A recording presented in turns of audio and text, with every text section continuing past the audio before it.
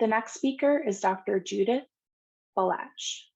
Dr. Judit Balasz is professor and chair of the Department of Developmental and Clinical Child Psychology of Institute Psychology, Eotvos, Lorand University, Budapest, Hungary. Doctor of Sciences of the Hungarian Academy of Sciences, part-time professor of Bjørknes University College, Oslo, Norway, the head and tutor of the Developmental and Clinical Child Psychology program of the doctoral schools of Eotvos, Lorand University, Budapest, tutor of the Semmelweis University, Budapest.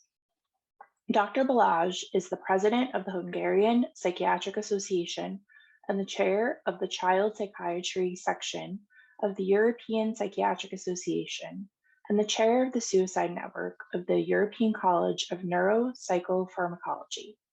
Her main interests are neurodevelopmental disorders, adolescent suicide prevention, subthreshold mental disorders, and quality of life. Okay, so welcome everybody. It's really a great honor to me to present to you now. I really wanted to be with you in person, and we started the preparation as well with the colleagues there. I would like to thank Christina Hovan and the whole team to invite me there.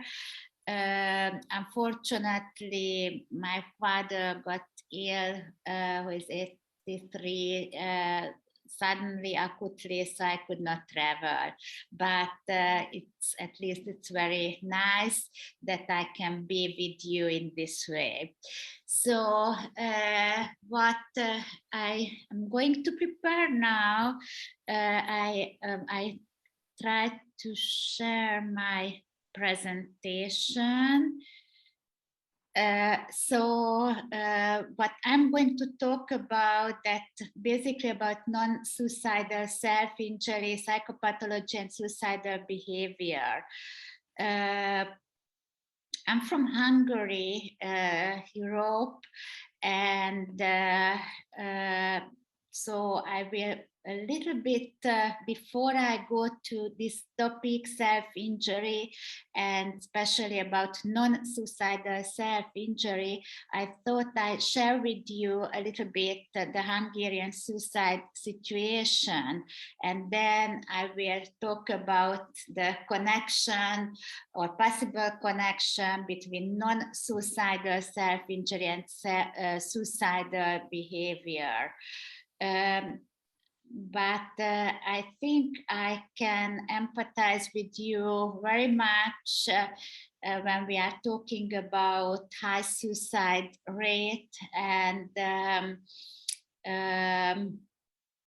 because before the political changes what we had in Hungary more than 30 years ago, in the middle of 1980s, you can see the green curve, the suicide rate in the world, the highest was in Hungary.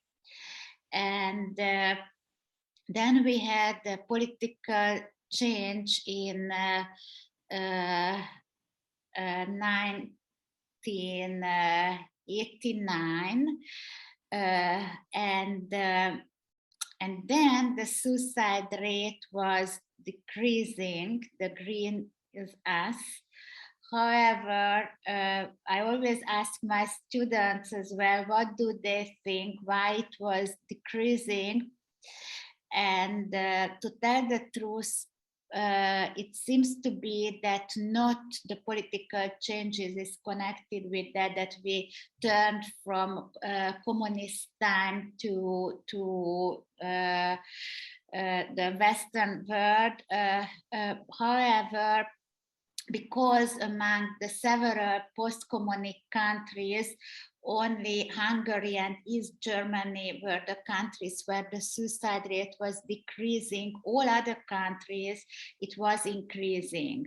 What we think why the suicide rate went down so much in Hungary is something to do with the good detection of much better detection than before, mental health problems and depression and those days modern antidepressant came to the country very early.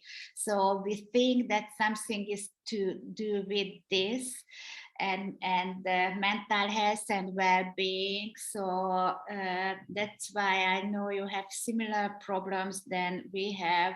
Maybe with this Hungarian experience, I can tell you something useful as well. However, though it went down very much in Hungary, it was 44 per 100,000 inhabitants, and now it's under 20. It's still, we are the second in the EU, and this blue is the EU average. And unfortunately, due to COVID, or we don't know it's due to COVID, but exactly in this period when the pandemic started, unfortunately, it's again, it looks like that it goes up. So we will see. I think we all have to be very sensitive. So this is how Hungary can be in the WordPress photo, and this is a winner photo, and this is a Hungarian bridge from Budapest, if you come here where I'm presenting now, and gentleman is just jumping. It happened a few years ago, and this is unfortunately such photos can be winner photos in the WordPress photo exhibitions. So I completed the medical university in 1995, and since then I am involved in different phases of my life in suicide research. But with this Hungarian background, we have a lot to do in Hungary, and before we turn to non-suicidal self-injury, I'll show you a few topics what we took further from the non-suicidal part. But just after my PhD, we concentrated on mixed depression and suicide, and found a strong correlation. In the SELI project, working together with Christina and other nice colleagues, and Karolinska Institute were the leading center with Dante Wasserman. We focused on subthreshold disorders, and we found a strong correlation with subthreshold depression and suicidal behavior. Our research group has a very strong focus on neurodevelopmental disorders, and including ADHD, attention deficit hyperactivity disorder. And we had a focus when we focused on suicidal behavior, on the possible connection between ADHD and suicide, and we found a strong correlation, and we found a high suicide rate among children with ADHD as well. We focused on the on media as well, and we recently have research on perfectionism and suicide as well, and that's why I show you these topics, because we went on with these topics when we saw that okay, maybe we go to some easier topic in a way, and dealing a lot with suicide. Hopefully we can make something easier, and we focused on non-suicidal self-injury, and I will show you after, so to just the spoiler my presentation, that it's not an easier topic either. So what is non-suicidal self-injury? In the last 15 years, there is a scientific focus on this topic as well. And this summary about it is the summary of the International Society for Suicide and Self-Injury already from 2007. They highlight that it's a deliberate self-injury behavior without non-suicidal purpose. It's an important part of it that it's not socially sanctioned. It's important to distinguish it from drug overdose, clinically sanctioned behaviors like piercing, and it's important to distinguish from repetitive stereotype forms like from what people do sometimes in autism, some self-injury behavior,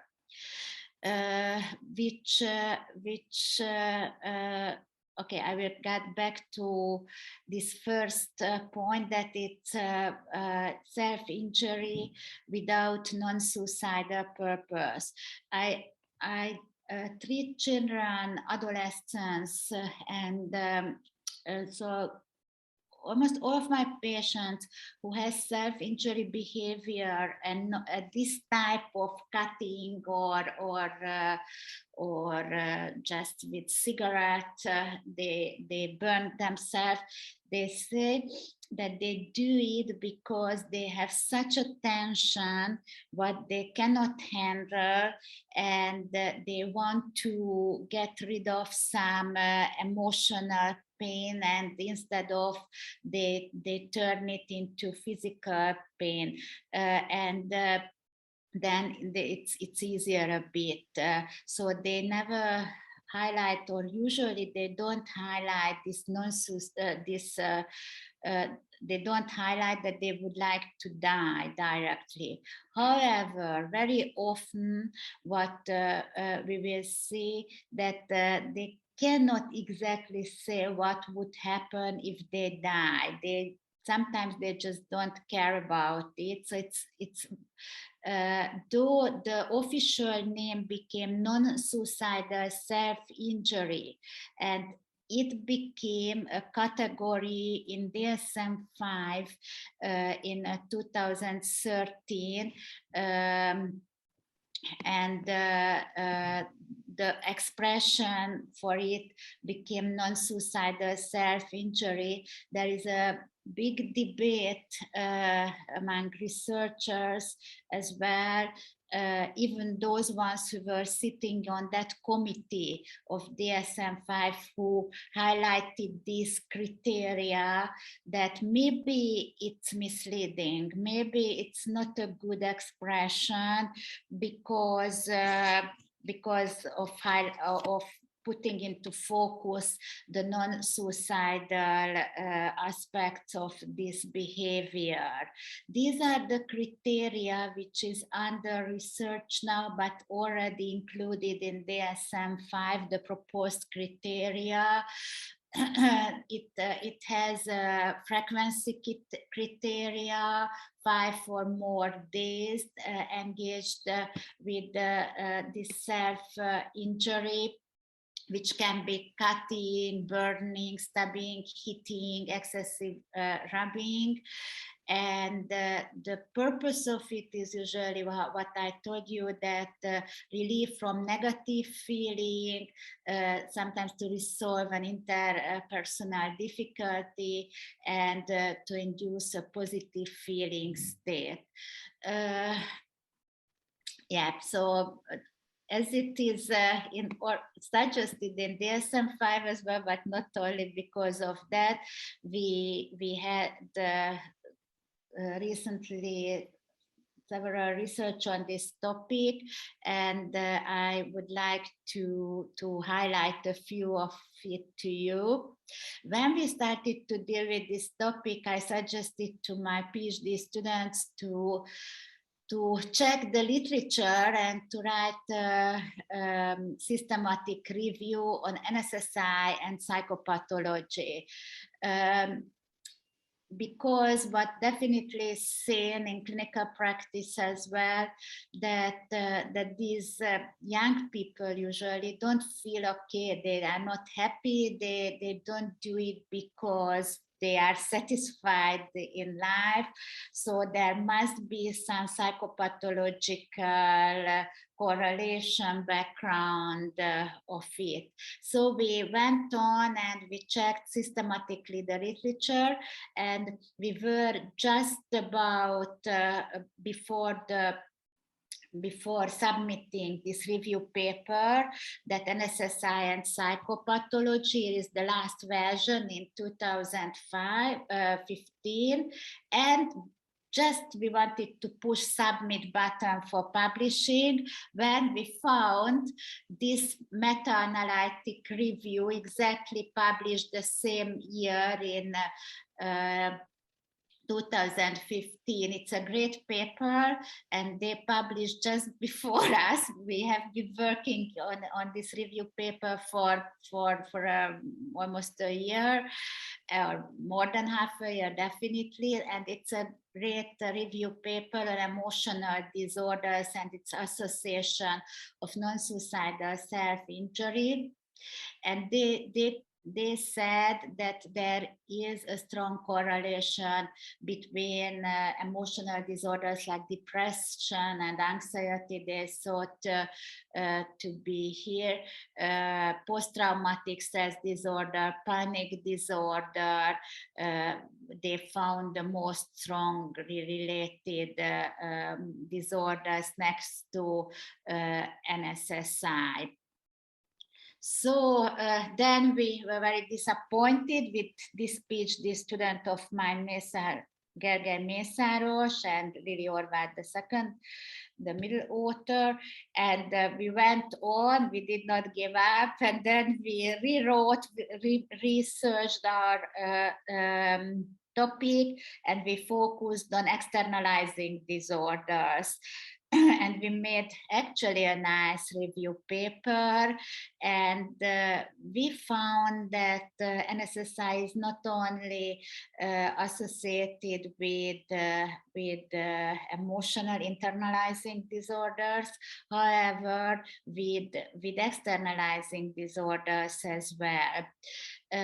What could be very important for clinical practice. So we included 35 papers. We found very different methods for measurement, and so all these can influence the results.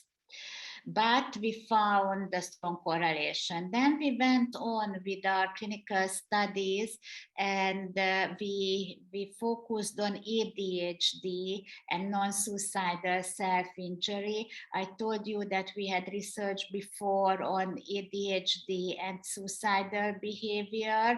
So now we were interested in the possible correlation or what could be. So we included into our study 52 adolescents with ADHD, and 77 with subthreshold ADHD. Subthreshold disorders which do not fulfill the criteria of the classification systems, but the children, in this case adolescents, have already ADHD symptoms, just not 6 what the classification systems required, but less. In this population, we took adolescents, we used structured diagnostic interviews. And what we found, I think it's very important and interesting data.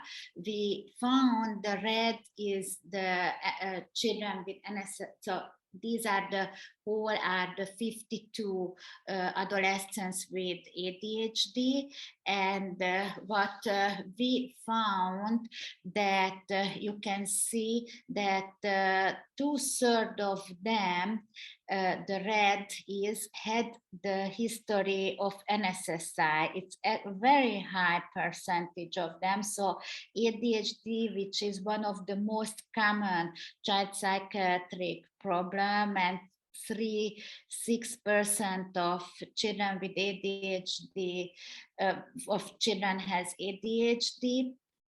And if you see this data, we really have to think about it when we treat children with ADHD.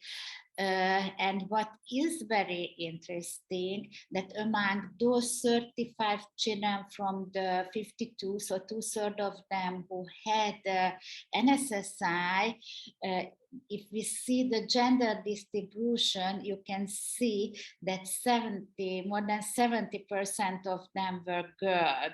So what we see in clinic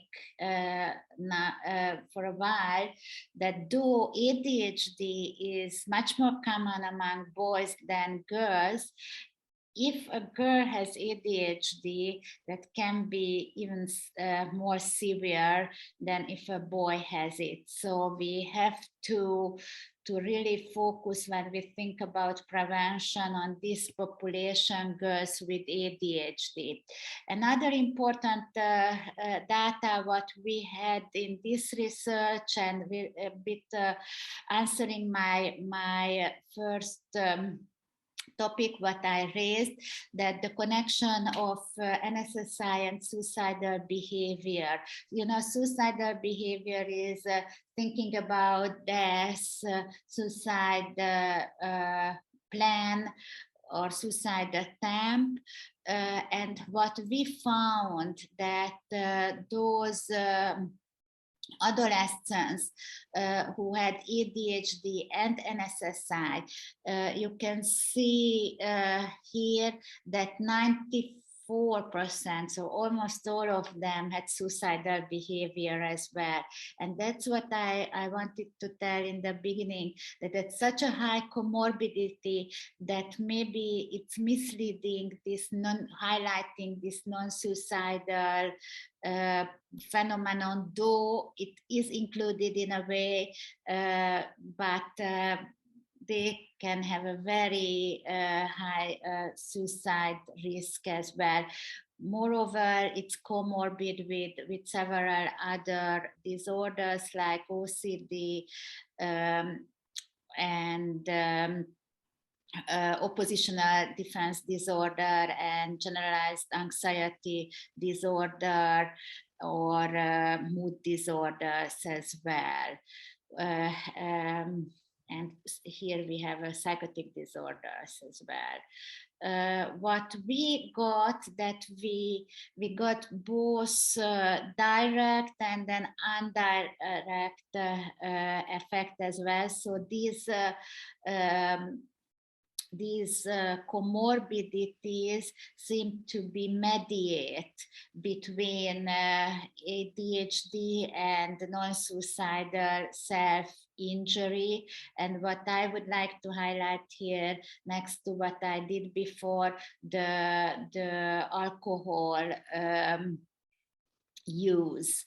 And what we know, I told you, if I jump back to the introduction of my lecture, the Hungarian situation, and I told you that the Hungarian suicide rate was and still high.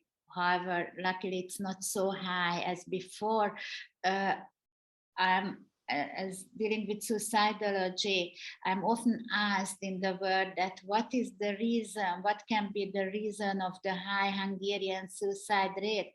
And my answer is usually begins with that we cannot talk about in general in Hungary in high suicide rate because there is a huge difference between the western and eastern part of the country. Though it's a small country, we have less than 10 million inhabitants. It's bigger than your country, but it's not a big country still.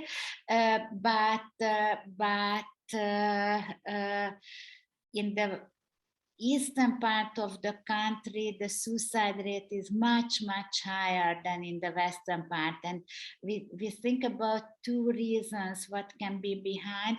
One reason is that the socioeconomic status of the people is lower in that part of the country. And the other reason is that the alcohol use is much, much higher in east than in west. So alcohol can be in a lot of ways an important role in suicide and non-suicidal self-injury as well. And ADHD children and adults is a risk factor anyway for alcohol use, but if it has, then it increases NSSI as well. So we have to think about it. Another study of us on this topic with Lily Horvath. She was a PhD student and now she has her PhD with us and working with us as a colleague.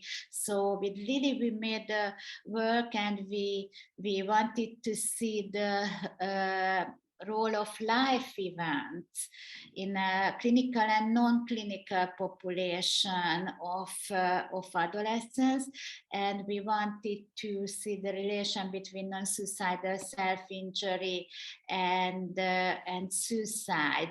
And actually, we had a clinical population with 202 and a non-clinical population. And what we found in this study as well, that NSSI was associated with suicide, actually in both population, but the association was stronger in the clinical population than in the non-clinical population with suicidal behavior.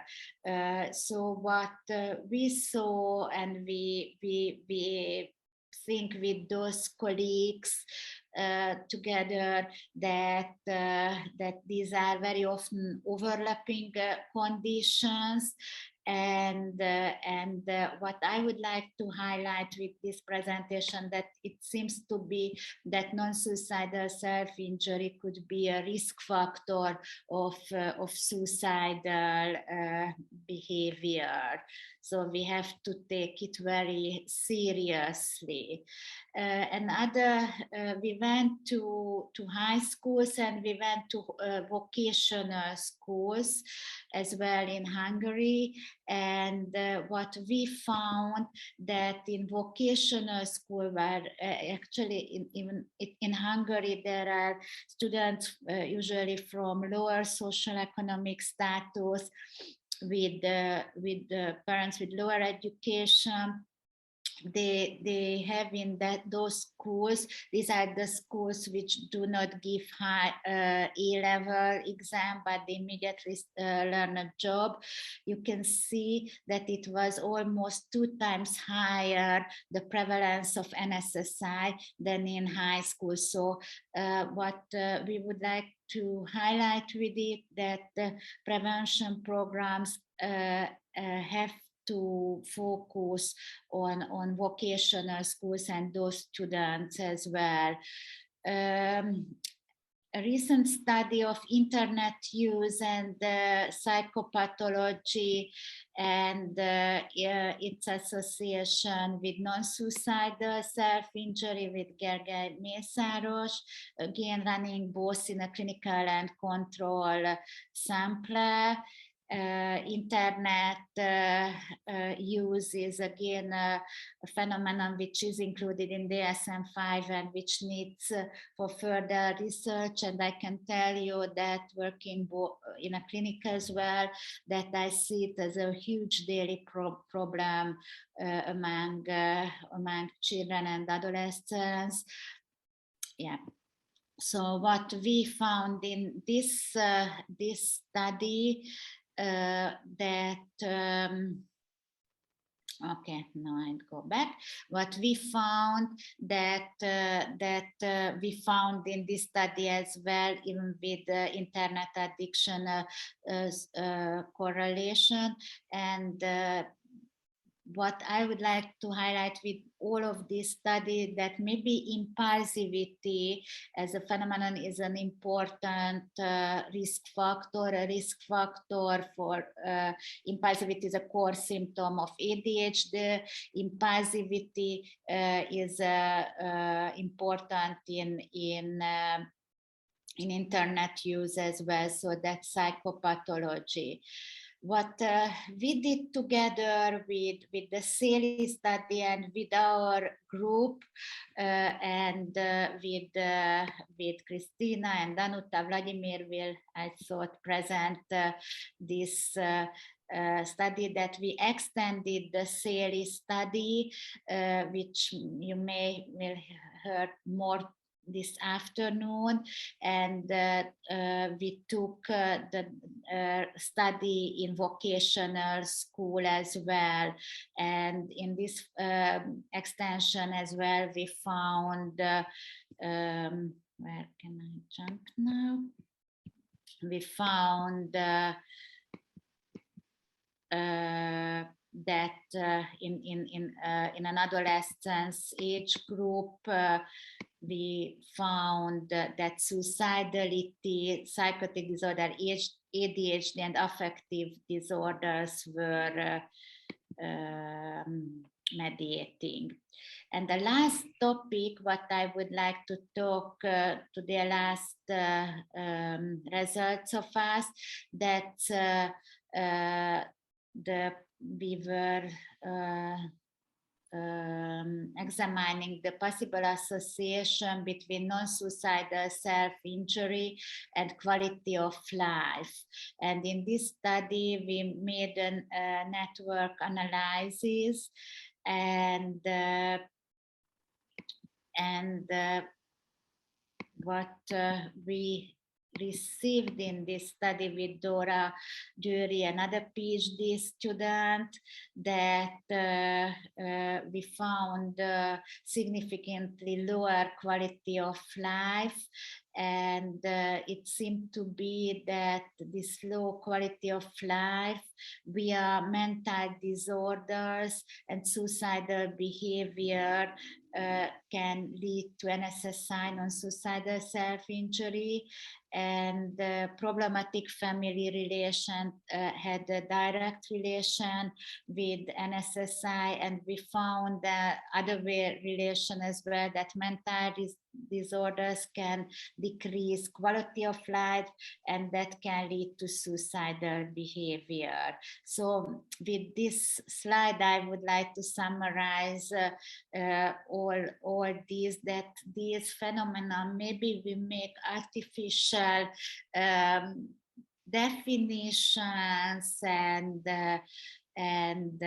we try to distinguish between quality of life, functional impairment, life events, like problematic family relations, but these seem to have a complex affect to each other, and we have to take all in consideration when we want to make effective suicide prevention. Saying all this from other aspects, I can summarize you that both for all kind of self-injury prevention, including both non-suicidal or suicidal self-injury, we have to, or we should try to make prevention programs both on individual, family, friends, colleagues, teacher, and society level. Thank you, and these are all my nice colleagues who I work here in Hungary, and I'm always very excited and happy to get out the word, and I really hope that I will chance to work with you who invited me there to Guyana and Vienna, and be there with you and work together on suicide prevention. Thank you very much.